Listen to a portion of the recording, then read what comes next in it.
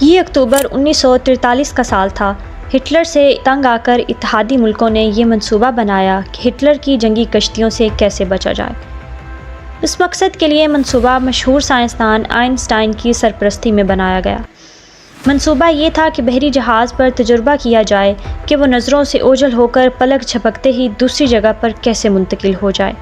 یہ ایک secret mission تھا، لہٰذا فلاڈیلفیا کے مقام پر اس جہاز پر چاروں طرف سے طاقتور میگنیٹک شعاعیں مخصوص فریکوینسی سے جیسے ہی جہاز پر پڑتیں، روشنی کا ایک جھمکا ہوا اور بحری جہاز یکدم غائب ہو گیا۔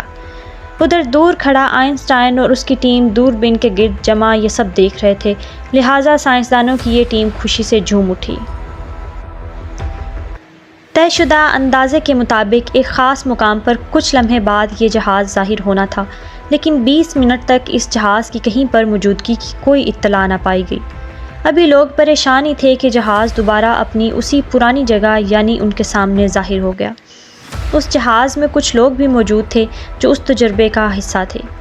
سائنسدانوں کی ٹیم فوراً اس جہاز کی طرف بڑھنے لگی تاکہ پتہ کیا جائے کہ اس جہاز میں موجود لوگوں کی کیا حالت ہے، لیکن آگے کے منظر نے ان کے ہوش اڑا دیے۔ جہاز پر موجودہ لوگوں کی حالت قابل رحم تھی، وہ جھلس کر مر چکے تھے اور جو لوگ زندہ رہ گئے تھے وہ پاگل ہو چکے تھے۔ اس پروجیکٹ کو سیکرٹ رکھا گیا اور ٹاپ سیکرٹ قرار دے کر فوری طور پر بند کر دیا گیا اور سارے ریکارڈز اور فائلز مٹا دیے گئے۔ اس راز کو ہمیشہ کے لیے دفن کر دیا گیا۔ اس تجربے کا عینی شاہد کارتوس ایلنڈ جو کہ اس پروجیکٹ کا حصہ تھا، اس نے یہ راز کئی سالوں بعد فاش کیا، لیکن بعد میں نہ ہی کوئی کمیشن بیٹھی نہ ہی اس فائل کو کھولا گیا۔ دراصل ہماری اس کائنات میں ایسی بہت سی پوشیدہ اور حیران کن راز موجود ہیں جن کے متعلق جان کر ایسا معلوم ہوتا ہے کہ یہ صرف سائنس فکشن موویز میں ہی ممکن ہو، اور روزمرہ کی زندگی میں ایسے حقائق محض ایک جادو یا خواب معلوم ہوتی ہے۔ انہی حقائق میں سے ایک حقیقت ٹیلی پورٹیشن ہے۔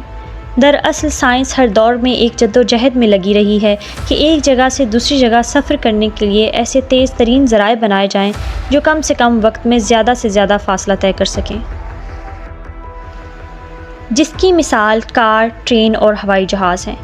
لیکن سائنسدانوں نے ایسے جدید انکشافات کیے ہیں جن کو جان کر عقل دنگ رہ جاتی ہے، کیونکہ اس سفر کی کوئی نئی شکل نہ ہی ہمیں جسمانی طور پر نئی منزل تک پہنچاتی ہے اور نہ ہی کسی سواری کی ضرورت ہوتی ہے۔ ٹیلی پورٹیشن کے اس سفر میں کسی بھی شے یا انسان کو ایک جگہ سے دوسری جگہ کچھ ایسے منتقل کیا جاتا ہے کہ وہ چیز پہلے مقام سے غائب ہو کر دوسرے مقام پر ظاہر ہوتی ہے۔ اس تھیوری کی بنیاد پر سائنسدانوں کا یہ دعویٰ ہے کہ مستقبل میں انسانوں کو بھی ٹیلی پورٹیشن کے ذریعے ایک جگہ سے دوسری جگہ منتقل کیا جا سکے گا، جس میں سفر خواہ 1 گھنٹے کا ہو، 1 دن کا ہو یا 1 سال کا، انسان صرف پلک جھپکتے ہی دوسرے مقام پر پہنچ سکیں گے۔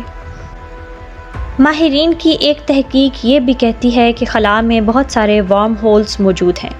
یہ دراصل ایک نہ نظر آنے والا دروازہ ہے۔ اگر کوئی انسان وارم ہولز میں گر جائے تو اس کا واپس آنا ناممکن ہے۔ یہ وارم ہولز انسان کو کائنات کے دوسرے حصے پہنچا دیتے ہیں۔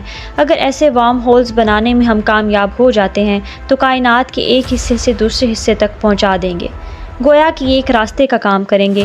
لیکن ان وارم ہولز کے اندر موجود انرجی کو انسان یا کوئی مادہ جھیل پائے گا یا نہیں؟ اگر ایسے وارم ہولز کو بنانے میں ہم کامیاب ہو جاتے ہیں تو کائنات کے ایک حصے سے دوسرے حصے تک یا ایک پلینٹ سے دور دراز موجود دوسرے سیارے پر، چاہے وہ صدیوں یا اربوں کے سفر کے سال کے برابر ہوں، ہم کچھ ہی سیکنڈ سے پہلے یہ فاصلہ طے کر پائیں گے۔ یہ ناقابل یقین بات تو ہے، لیکن اب یہ حقیقت بنتی جا رہی ہے، کیونکہ حال ہی میں گوگل کے کوانٹم کے کمپیوٹر کے ذریعہ سائنسدانوں نے ایک چھوٹا سا وارم ہول تیار کیا ہے، جس میں ایک پارٹیکل کو ڈالا گیا تو وہ پلک جھپکتے ہی دوسری جانب سے باہر نکل آیا۔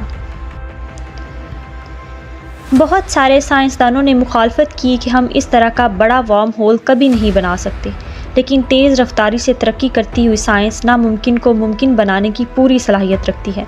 بلا شبہ ٹیلی پورٹیشن اور پورٹل کا یہ تصور کسی سائنٹیفک تھیوری اور موویز کا ہی حصہ نہیں ہے، بلکہ مذہبی اور الہامی کتابوں میں بھی اس کا کانسیپٹ موجود ہے، اور اس کا سب سے زیادہ ذکر دین اسلام میں ملتا ہے۔ قرآن مجید کے اندر سورۃ معارج میں لفظ المعارج کا ذکر ہے، جس کے معنی ایسے راستے ہیں جن کا استعمال فرشتے کرتے ہیں۔ دراصل اگر فرشتے یا کوئی بھی مخلوق آسمان پر جاتا ہے تو یوں ہی آسمانوں کو پار کرتے ہوئے نہیں نکل جاتا، بلکہ مخصوص قسم کے راستے اللہ کی تخلیق کیے ہوئے ہیں، جن سے گزر کر ہی دوسرے، تیسرے یا چھٹے آسمان تک پہنچا جا سکتا ہے۔ جیسا کہ ابراہیم علیہ السلام کو جب نمرود نے آگ میں پھینکا، یا یوسف علیہ السلام کو جب ان کے بھائیوں نے کنویں میں گرایا، تو اس وقت چند لمحوں میں ہی جبرائیل علیہ السلام جو سدرۃ المنتہا پر موجود تھے ان کے سامنے ظاہر ہو گئے اور ان نبیوں کی مدد فرمائی۔ ان دونوں واقعات میں ایک چیز یکساں ہے، یعنی جبرائیل علیہ السلام کا آسمانوں سے زمین پر 1 سیکنڈ سے بھی کم وقت میں پہنچ جانا۔ جبرائیل علیہ السلام کی اس تیز رفتاری کی کوئی ایکسپلینیشن نہیں، البتہ لاکھوں لائٹ ایئرز کی دوری سے اچانک زمین پر ظاہر ہو جانے کو ٹیلی پورٹیشن کے ذریعہ تشریح کیا جا سکتا ہے۔ اسی طرح جب سلیمان علیہ السلام یروشلم میں بیٹھ کر اپنے محل میں یہ حکم دیا کہ ملکہ بلقیس کے تخت کو حاضر کیا جائے، جو کہ عرب کے بالکل جنوب میں ملک سبا میں بیٹھی تھی، تو پلک جھپکتے ہی آپ کے وزیر نے اس تخت کو آپ کے سامنے حاضر کر دیا، جس کا ذکر سورۃ معارج میں موجود ہے۔ اس موضوع کا سب سے اہم سوال ہے، پورٹلز یعنی دوسری دنیا کے راستے کھل جانے کے متعلق حضرت محمد صلی اللہ علیہ وآلہ وسلم کا ایک واقعہ احادیث کی کتابوں میں موجود ہے، جس کے مطابق ایک مرتبہ حضور صلی اللہ علیہ وآلہ وسلم نے نماز پڑھائی، جس میں آپ نے ایک طویل قیام کیا اور طویل رکوع کیا اور پھر طویل سجدہ کیا۔ نماز کے دوران صحابہ کرام نے ایک غیر معمولی چیز دیکھی کہ نماز کے دوران نبی صلی اللہ علیہ وآلہ وسلم اپنا ایک ہاتھ آگے بڑھا رہے تھے اور پھر پیچھے کی جانب کر لیا۔ لہٰذا نماز کے بعد صحابہ نے اس کی وجہ پوچھی تو حضور صلی اللہ علیہ وآلہ وسلم نے فرمایا کہ میرے سامنے جنت کا ایک دروازہ کھل گیا تھا اور مجھے اس کے انگور دکھائے گئے۔ میں نے ہاتھ بڑھا کر تمہارے لیے اتارنا چاہا، لیکن اچانک میرے سامنے رکاوٹ کر دی گئی۔ اگر میں ان انگوروں کو توڑ لیتا تو تم اسے ہمیشہ کھاتے اور وہ کبھی ختم نہ ہوتے۔ جنت کا وہ مخصوص دروازہ کیسے کھل گیا تھا، اور کیا حضور ان پورٹل سے جنت میں داخل ہو گئے تھے؟